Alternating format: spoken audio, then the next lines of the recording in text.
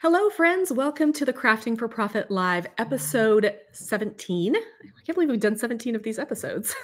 Today, we are diving back into craft fairs and talking about how to choose the best craft market for your particular business and your particular products.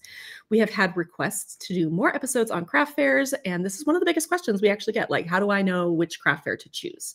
So if you have questions about choosing a craft fair, we're probably going to answer them in this podcast, but you can also ask them over in the chat if you're watching this live on YouTube. If you want to ask questions that are off topic, you can, but we have a form that is in the YouTube description or the podcast notes, and you can fill out that form and ask us questions about whatever you'd like to ask us questions about. And before we get started, just a quick note, if you love this podcast, we would be so grateful if you would leave us a rate and review on your favorite podcast platform. And as always, if you're watching on YouTube, you can just give us a thumbs up and, of course, follow our channels. All of this helps other crafters discover our podcast, and it just makes us very happy. We love reading your ratings reviews. And if you think a friend would enjoy today's episode, they've been thinking about doing craft fairs, text this to them right now. Make sure that they're listening and watching. So we're going to go through this topic two different ways, because craft fairs, right? We'll have like general craft fairs, and you might have some holiday specific craft fairs that you're thinking about joining. So we're going to talk about this two different ways, generically and holiday market type information. All right. So number one, which we've mentioned before on the podcast, but I do feel like we need to understand your target market. So who are your customers? Who are your ideal customers, right? And then choose those craft fairs that cater to them. So let's say that you have sort of eco-friendly products or handmade products that are made out of recycled items. Maybe you want to focus, on something that is sort of in that area in your local community. So we have a vegan festival that also has those crafts. So if you wanted to sell your, eco-friendly crafts, that would be like the perfect place to do it. I feel like there are tons of examples of this, but this goes back to thinking about your target customer, right? Like, who is that person and what type of craft fairs would they attend? Or maybe it's not a craft fair, like you were saying, the vegan festival. It could be just a book festival, a vegan festival, whatever.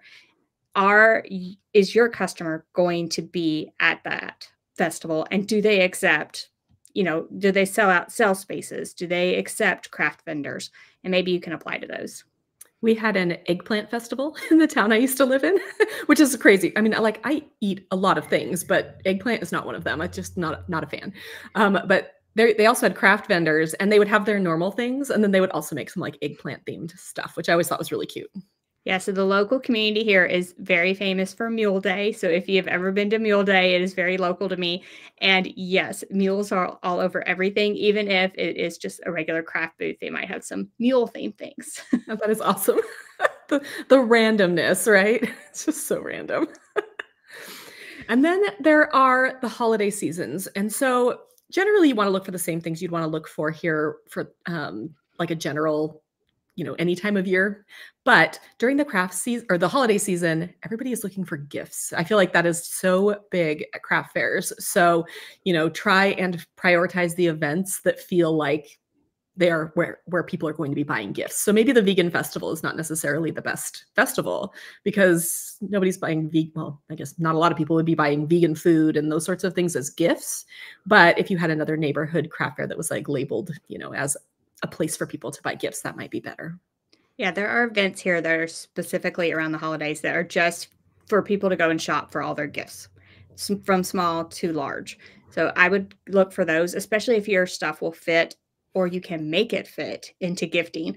So think about ways you can, if you're going to one of those, think about ways you can make your things fit into a gift type situation, gift baskets, bundling your stuff together to where, if you have lower priced items, if you bundle them together, all of a sudden it makes a great gift. So think about ways you can modify your product slightly to fit in better to those gift giving type of festivals that tend to be this time of year. Yeah. And you may also want to offer gift wrapping if you are specifically doing an event, because how nice would it be for me to go and be able to buy gifts for people in my family and then not even have to wrap them, to have somebody else wrap them. So I do feel like offering gift wrap is another way to basically understand your target market. I mean, my target market is probably busy moms. And if they don't have to wrap gifts, as a busy mom myself, I understand how great that is. And I feel like the personalization fits into this part for me. Like, those gift events, I go looking for things that are personalized or the person can personalize on site. So you might think about that type of thing as well. And even if it's not like maybe you can't personalize on site, you can't put names on site. Think about, zip codes, town names, other ways to personalize and really reach the people that are actually at that event. I love that idea. All right. Next topic is researching the fair reputation and attendance because, not all craft fairs are going to be equal, guys. So you're going to need to do some research here. You want to look for craft fairs. They need to have a good reputation, hopefully a high attendance. So how do we do this? You can check online reviews, their social media of past people that have sold there. And this is where your community is going to come in. Talking to other people that sell at craft fairs in your local area. Those fellow vendors are going to be able to tell you, was that craft fair any good last year? Do they have a good reputation? How was the foot traffic? Of course, we always want higher foot traffic because that is going to increase your chance of a sale. Higher foot traffic, make your booth stand out, and hopefully you get those sales. Yeah, and that, excuse me. And then for holiday events, we want to make sure we're focusing on well-established events because those are ones that will bring people in year after year. I think people get their like favorite events, right? Like I have the same craft fairs that I go to. So the fact that it's well-established, especially during the holidays and has that history of attracting shoppers, I think that people tend to shop at places that they have been to before, especially during the holidays. You don't necessarily want to try something new during the holidays. You're like, I need the tried and true thing where I know I can get these particular gifts checked off my list. So yes, there might be some sort of crazy new, event coming up and you may want to try it, but you may also really want to stick with something that's tried and true. Yeah, and trying those new events, it's a gamble, but it might be worth it. It might not be. And if they're not very expensive to try, you might take a gamble on some of those. I feel like the hyper local ones might do well if you have the things that appeal to that hyper local market, even if they are fairly new and don't really have that reputation. All right, and then we need to consider the locations. That's number 3. Generally, craft fairs that are in affluent neighborhoods with high tourist traffic might yield better results than, smaller fairs. And I hate to say it, but it's true. People with money are going to shop. So if you have, a selection of craft fairs that you're looking at, you may want to try for that one in that slightly more affluent area where people are making a little bit more money, may have a little bit of extra money to spend. Sorry, y'all. And then that way, that the people coming to the craft fair aren't there just to browse, to look, to get ideas for them to make themselves, that sort of thing. It's just, I don't know. I feel like as hard as it is, it's really one of those things that we need to be thinking about. I did want to say here that those fairs in a higher income area might also charge a higher amount to actually have your booth. So be sure to take that into account. Maybe you need to change your pricing a little bit in those areas. So take into account the market that you're in and the location you're in, even with the products you sell and the pricing you put on those products. Those areas might get a higher price for the items you usually sell in your area for less. Yeah, and then for holiday markets, my goodness, guys, I need water. Angie, take over. Go ahead. So for holiday markets, of course, venues, again, popular areas. Think popular shopping districts or near other holiday events. So if there's a parade, a tree lighting ceremony, something going on in the downtown area, and they're also going to allow for booth setups, that could be something that's perfect for you. So you're looking for those events during the holidays that attract visitors or attract people shopping for gifts. So those are the 2 things you probably want to look at for holiday market type events. I feel like last year we had 2 events that I can kind of compare to each other. I didn't participate in either of these events, but I went to them. So there was one in the Central Business District of Bellingham here. It was laid out on one of our streets in the middle of the street. They closed the street down. You could get a booth. And it's right in the middle of all the other stuff that's going on downtown with the tree lighting and like all the other stuff that goes on here. And then there was another event that was held north of here at a little high school. And while it did have some decent traffic, it just didn't have nearly the amount of people. Like you had to like make a choice to go to the high school. Whereas you could just be walking around downtown, going to your favorite restaurant or checking out a favorite shop and then see, wow, there's like a whole thing going on down here. I can go visit it. Whereas you'd have to make a choice to like drive out to the high school. So things like that, where it's like, where are the people already? And can you get there instead of having to make them make a choice to come see you? I feel like those downtown events are always really good for the foot traffic portion. As long as your items appeal to those people walking by, I mean, you just can't miss with those. Those are just seem to be always a hit because people are walking around anyway. So our local community does like a first Friday type thing, and everyone comes downtown on Fridays to eat, shop. They offer, people to apply to set up tables, sell their handmade items. And it's just like all the foot traffic, all the people come. And, like I said, if your stuff is going to appeal to those local people, they're going to stop by an eye-catching booth.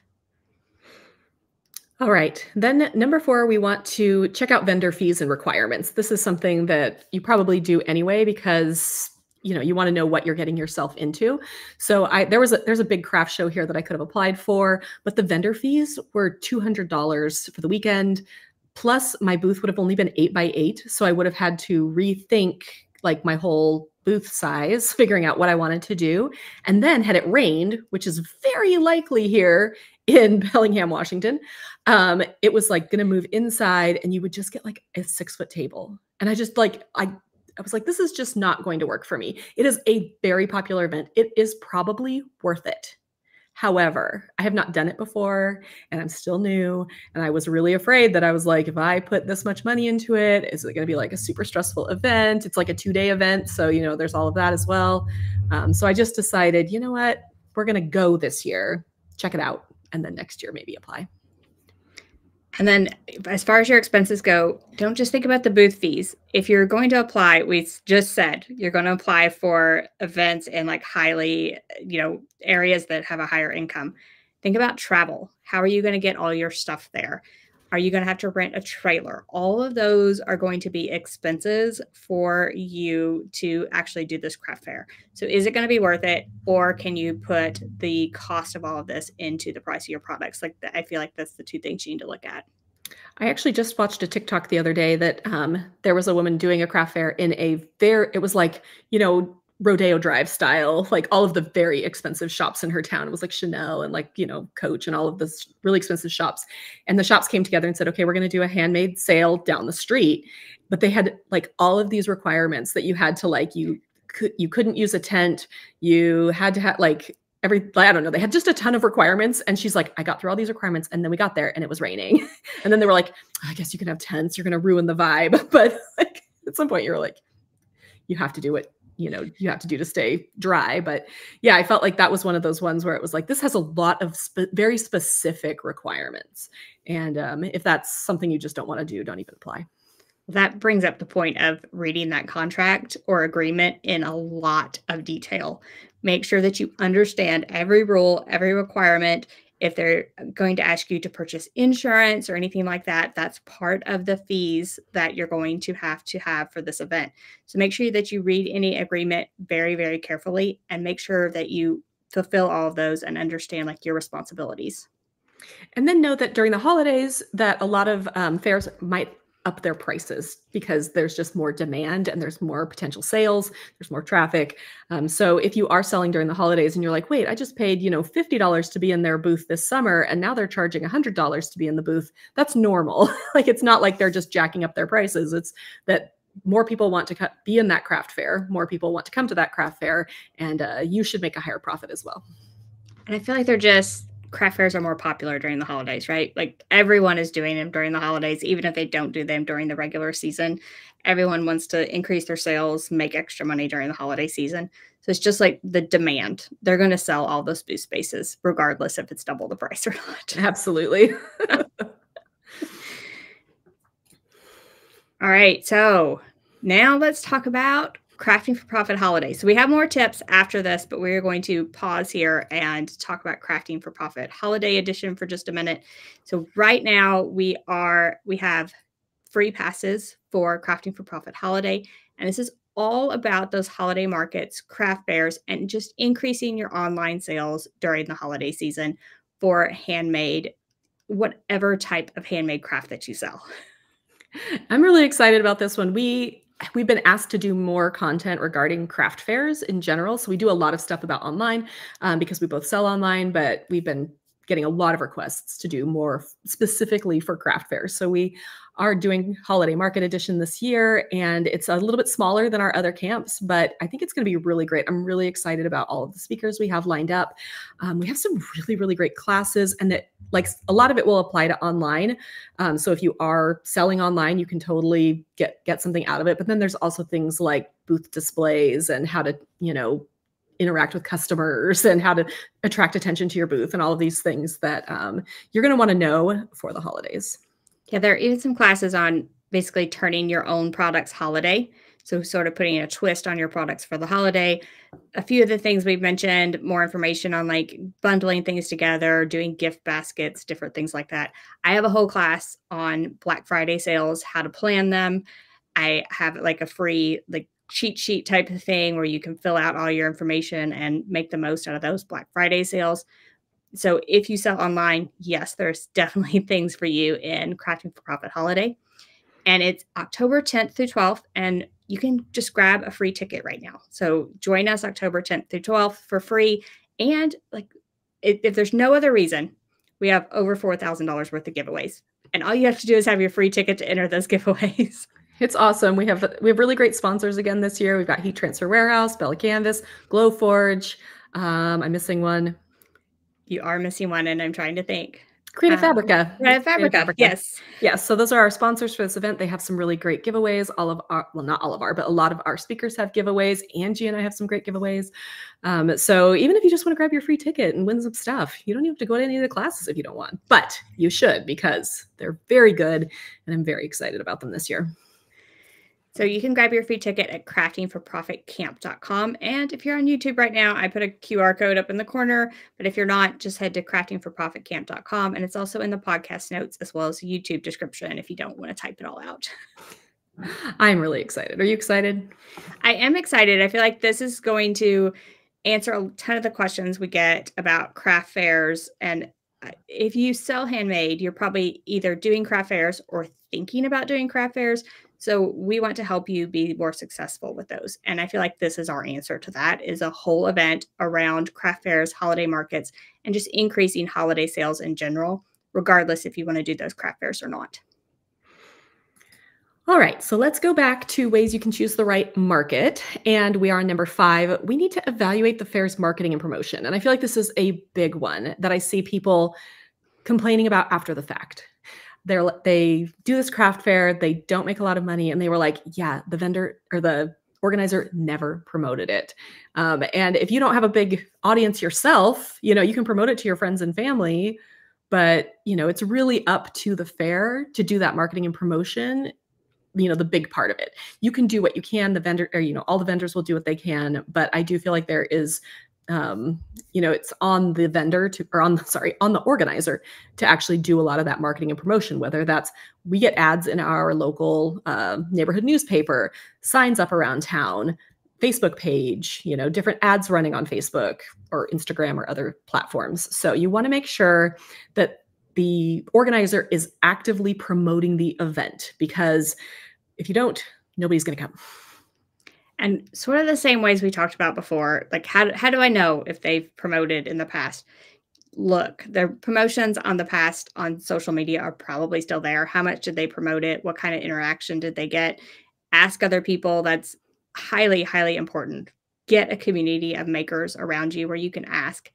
Even if they didn't do the craft fair, they might know somebody that did, or they might have seen promotion for it and say, oh yeah, I saw that promotion everywhere. So asking around is sort of the best way, in my opinion, to know if they promoted it or not. Yeah. And then for the holidays, especially, we are inundated with all sorts of ads and promotions and everything. So there have to be even stronger promotional pushes for holiday markets, just because there is just so much going on. And you want to make sure that they're advertising that there are holiday shopping opportunities, gifts for sale, those sorts of things, because those are the people that generally shop at the end of the year. And then we've talked about it a little bit, but scoping out previous events. And here's what we're going to talk about: attending craft fairs as a shopper. So if you want to successfully do craft fairs as a seller, attending them as a shopper is going to be very, very important. So it gives you a sense of the event itself. Maybe if you want to do it next year, the types of customers that are there. Are your people at this fair? We talked, the very first one was knowing your customer. Are those types of people there? And would your products fit well within the event itself? And I feel like you should also look at, does the person take multiple people selling the same thing? So if there are 10 people there that are all selling tumblers, it might be a red flag to me, because even if I don't sell tumblers, they might next year accept 10 other people that are selling the exact same thing as me. So I would also look around for that type of thing and make sure there's enough diversity within the stuff that they accept that you feel comfortable that there wouldn't be a ton of competition. Yeah, and then with the holidays, do the same thing. Visit the market. Also look for the atmosphere, because especially during the holidays, people want that festive, cheery atmosphere. So maybe there's a hot cocoa vendor, maybe Santa shows up, maybe, whatever is going on that's kind of like creating an even bigger event than just the craft fair. I think those attract a lot of people, right? Because they come for the crafts, and then they might come for food, they might come for events, those sorts of things.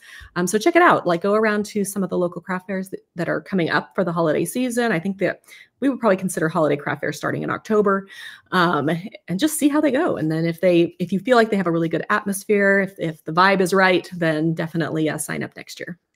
And then I also feel like some places have craft fairs, various ones throughout the year.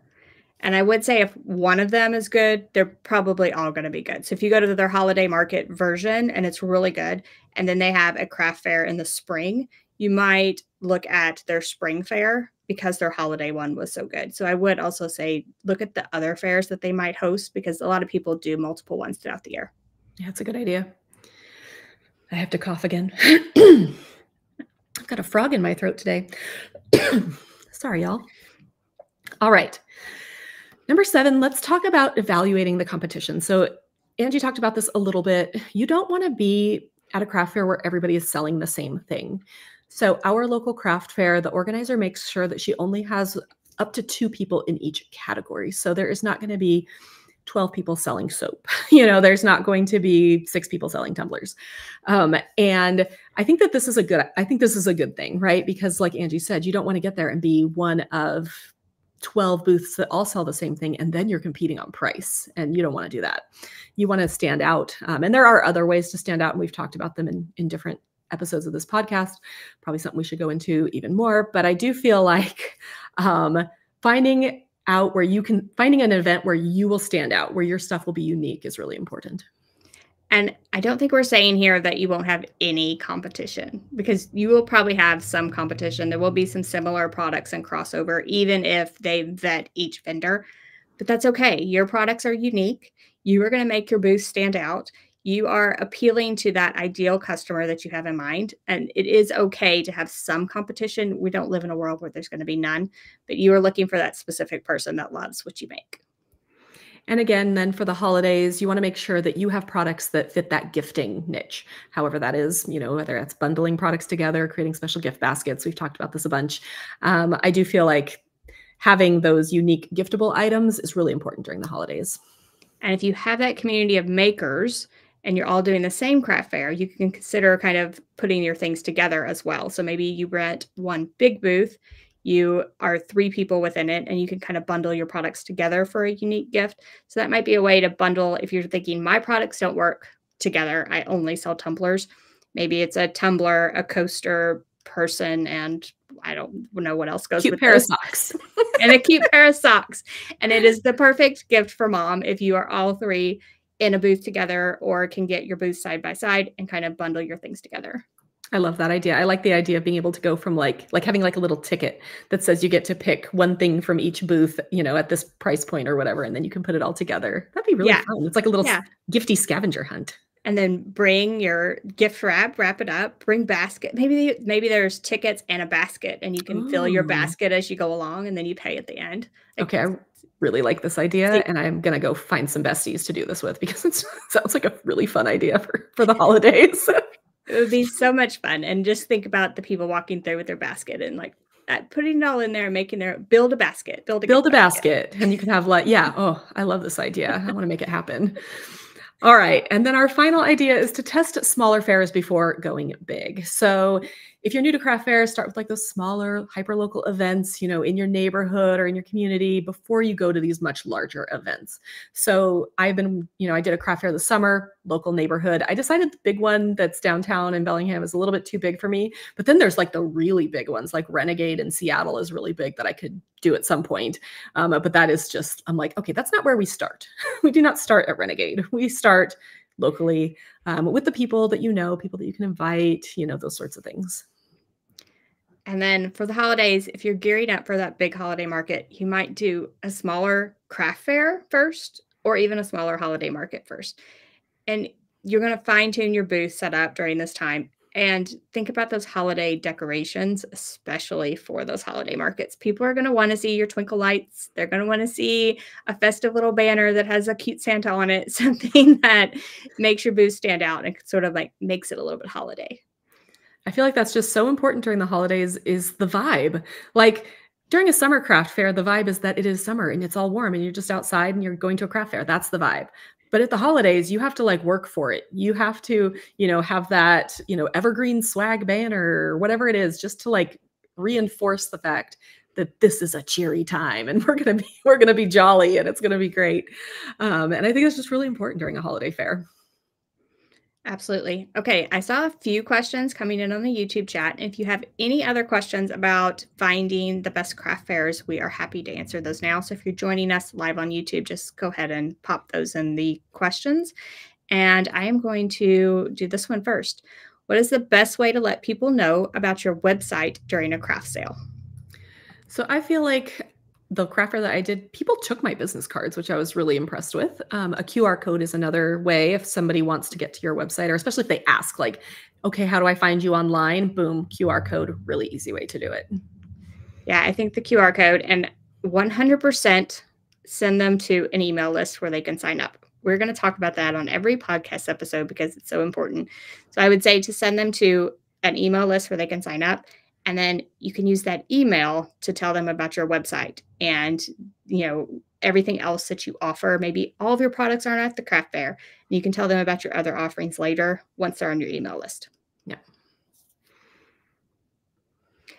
And this wasn't a question, but my market is Disney, and that's off limits, which makes it so hard. So I was going to try to see if we could come up with some advice here. That is really difficult because people are going to make Disney stuff, whether it's illegal or not. And that stinks if you're trying to, not break the law. So I would say that there are still ways to be magical without being Mickey Mouse. So whether that is, just having shirts or whatever you make, I'm not sure what you make, but having a magical quality to them, whether that's, a shirt that just says make magic with a wand and some sparkles. It's not Disney, but it feels Disney. And I would look at other people doing the same thing, people who are making Disney stuff for Disney kids and adults that are not breaking that trademark law, and just kind of see what they're doing. Don't copy, but just kind of see how they're like approaching this so that they don't get in trouble. Yeah, I was going to say magic, things that reference a princess that don't actually show a Disney princess, but just reference the general term princess. Just think really generically that it sort of alludes to Disney, but isn't stepping on any toes or copyrights. And do not quote me on this. Please do your research. But I think the Mickey ears are in the public domain now. It was like going to the public domain, but then there was some things that it might not be. And so do your research. It's very recent development though. It is. But I see people also making, the Mickey ears, that people wear. That's kind of not breaking copyright, but still scary. I don't know. Yes. But yeah, you can really kind of think about those things that kind of toe the line, but definitely aren't going to get you in trouble, but still feel magical. You can also think about things that Disney people will want to take to Disneyland. So whether that is, maybe you need a bag, but you can make it in the colors of Snow White's dress, so it's not fully Snow White. It doesn't have her face on it. It doesn't say Snow White anywhere, but it just evokes Snow White. All right, I think this is a good one. Where do you find craft fairs? That probably should have been one of the questions we It should have been, covered so in we're gonna this. answer it now. So for me, you can actually search just on the internet craft fairs in my area, and there are a lot of sites that will come up. Local Facebook groups, newspapers. I know if anybody still gets like a neighborhood newspaper, we do. Yeah, that's the two things for me. I would say Facebook groups is probably my number one go-to, and just ask. I feel like I would ask in a local Facebook group, are there any craft fairs around? You know, what are the, and that's another like research where you don't have to know if you don't know the area and you don't know a bunch of makers. Ask in a Facebook group that's full of local people. What kind of craft fairs are in the area? Which ones are your favorites? And Yeah. that's a good way to kind of gauge about which ones are popular. Yeah, just this summer, we've lived here for 4 years, and I just found out that there is a Tuesday market that is, not downtown, but kind of in an area near here, and you can basically sign up for 8 Tuesdays in a row to bring your booth, and it's, like, just for a few hours each time, and you don't need to bring, like, a full booth setup. It's like, just bring your table and your tent. It's not anything fancy, but that was something I didn't know about for 4 years until I saw somebody talking about it in a Facebook group, and I was like, "That might be something I wanna sign up for next summer. That sounds fun." And this is a good one. Do you have to have a license to sell at a fair? And first of all, I'm going to plug Crafting for Profit Holiday because Corey and I did a whole video within there that is all the legal things that we could think of that are associated with craft fairs. So I would highly recommend getting your free ticket, craftingforprofitcamp.com, and watching that on it's October 10th through 12th, and I don't know which day, but I would definitely watch that legal side. But I would say that minimum you would need a sales tax license to sell locally. And otherwise, it would be like check with your local small business association as far as like what else you would need. That would be my advice. Yeah, every jurisdiction is different, so you may or may not need a business license, but you do need a way to collect sales tax. That's something we harp on because if you don't, you are committing tax fraud. Yes. So you have to collect that sales tax and you have to remit it. Yes. Minimum requirement is a sales tax. Yeah, which is a pain, right? Then you have to learn how to do sales tax. But you could also just build sales tax into the price of your products. My mom does that. She sells purses and she just builds it into the price of her products. And she still does remit, but she doesn't make it like, okay, now I have to collect $7, whatever the change is for her tax. So you can do it either way, but you do need to figure out how to remit that. And honestly, Angie and I have both had really good experiences with our local tax people. So it's big and scary, but it's really not as bad as you might think it is. They're very helpful. I will say if you are doing the sales taxes included with your product, to have a sign in your booth that says that, so that anyone from the state that comes in that is looking for people that aren't collecting sales tax will be able to see that sign and know that you are doing what you're supposed to do. Yeah. I was going to answer this one. What is a good website to start selling crafts? Since we talked about how to get people to your website, I was going to answer this one really quickly. I feel like for beginners, both of us recommend Etsy for the selling portion. But bottom line, for craft fairs, I would definitely, like I said, get them on your email list. And we recommend the ConvertKit free account for starting an email list. And you can start that email list and later on email them about your website after the craft fair once you get it started, once you get your Etsy shop started. You could also start a Facebook group for your crafts. Just if people might be interested in your community, people you can say like, oh, hey, I just made these new products and they're going up on Etsy, but if you want to get them here and I don't have to pay the fees, that sort of thing. I will say, as someone who has recently set up an Etsy shop and a Shopify shop, Etsy was 1,000 times easier. And it's 1,000 times more sales than I've had in my other shop. And so I'm going to talk about that a little bit more in some upcoming different things I'm doing. But I have found that even though the fees suck on Etsy, if you're doing the SEO right, then it's a lot easier to get sales. I feel we should mention here that you have teased this craft business that you're doing, but you're revealing it within camp. Actually, I'm revealing it on Saturday. Oh, okay. Because on my YouTube channel. I was gonna say, I know there's some super secret stuff coming out during camp. Should I just give everybody here a sneak peek? Sure. Like, Okay. let's just do it. Okay, because I just like literally cannot keep my mouth shut any longer. So I decided to start a little side hustle. Basically, the beginning of this year was terrible, and I needed something to bring back some of the joy that I was losing in there were a lot of things, and I talk about them in my video on my YouTube channel on Saturday. But I decided to start a craft business focused on book themed crafts. And Angie and I are together. We're in a book club. That's all we talk about. We talk about our businesses and books. Those are our two main topics that we talk about. We have a couple other friends, Crystal and Jen, talk about books all the time. And so I decided to start a book themed Etsy shop, and it's called Chapter and Craft Studio. And we can go ahead and link that down in the description in the podcast notes. And it's going really, really well so far. I did one craft fair over the summer. I made about $500, which I thought was pretty good for not having done a craft fair in over 10 years. And then I think as of this morning, I have like 630 sales in my Etsy shop, which to me was like mind blowing because I've only been doing this for about 3.5 months. So if you are a big fan of books, or if you want to buy something for a book lover in your life, you can go to my shop on Etsy. You could also just go to chapterandcraft.com and see my Shopify shop, which is getting no traffic at this time, mostly because I haven't promoted it.